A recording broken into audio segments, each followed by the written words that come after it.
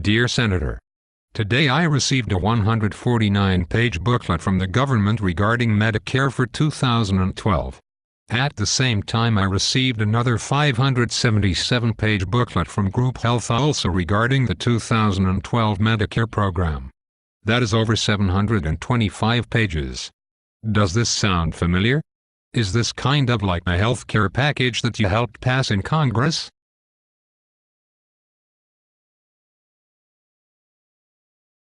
Do you really think I will read all 725 pages?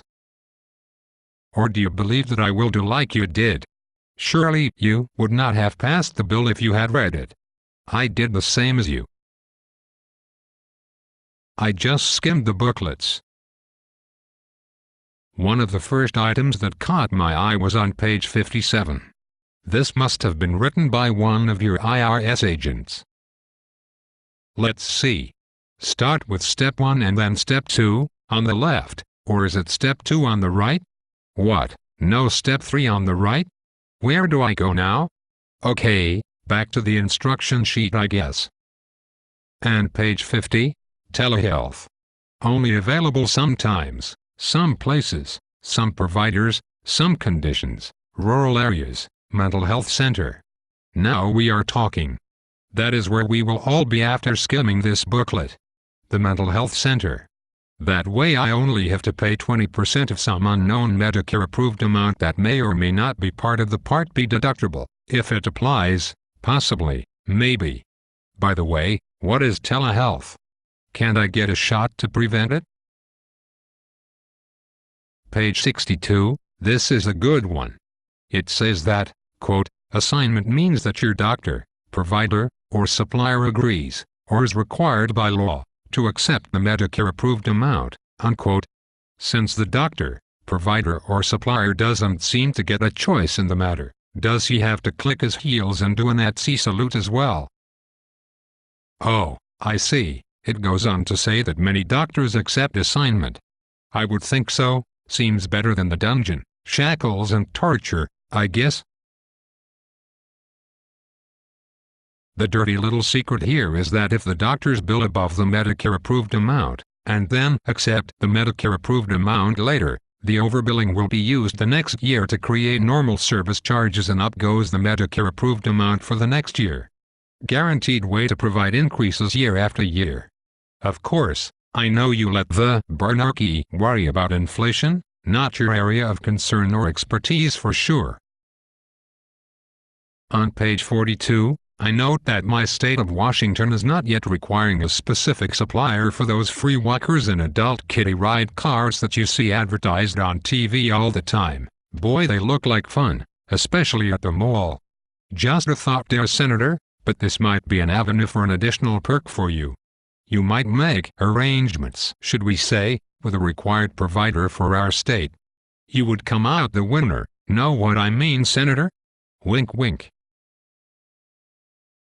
Work it right, and you might get more than the $52,000 you received from the insurance companies, or even more than the $187,000 you got from the drug companies. Of course, one of the first things I looked for was the new cost. That seemed like the natural and important thing to find. Don't you agree? However, it was like a treasure hunt. You know, go from here to there, get a clue. Use the new clue to go to the next clue and finally you come up with the answer. The first clue was on page 4. Quote, where to find out what you pay for Medicare Part A and Part B. See the inside back cover. Here we go with clue number 1. I was getting excited. Okay, turn to the inside back cover. Are you ready for this? Quote, Part A and Part B costs. The law requires Medicare to send the information in this handbook to all people with Medicare 15 days before the start of the full open enrollment period. The 2012 premium and deductible amounts for Part A and Part B were not available to include at the time of printing. To get the most up-to-date information on these costs, visit www.medicare.gov or call 1-800-MEDICARE, that's 1-800-633-4227. Do you think there are intelligent, informed operators available to take your call? I wonder, don't you? By the way, doesn't it make you wonder why the pricing was not ready? You had a whole year to figure it out. Oh, that's right, you were all on vacation in August, even though there were pressing matters, such as people unemployed, stock markets in a panic, concerns regarding the continuing operation of the government, the economy, wars and a host of other duties you were elected to address.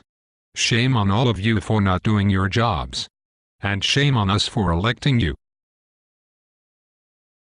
So, anyway, for the next clue, I went to www.medicare for the up-to-date answer to the one and only real question I had regarding the nonsense you sent. Seems there is nothing on the homepage about cost, but there is a search box. I tried cost for a part A and B.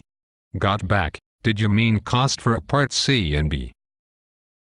Hell, I didn't even know there was a part C. Maybe I will try the whole alphabet, see what we really pay for. Searching for part M comes back about a pap smear. Guess I won't be using that one this year. Next, let's look at the other 577 pages from Group Health. Guess what?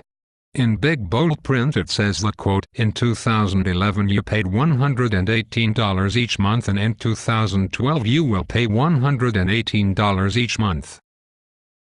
I think that is all I really need to know, don't you agree?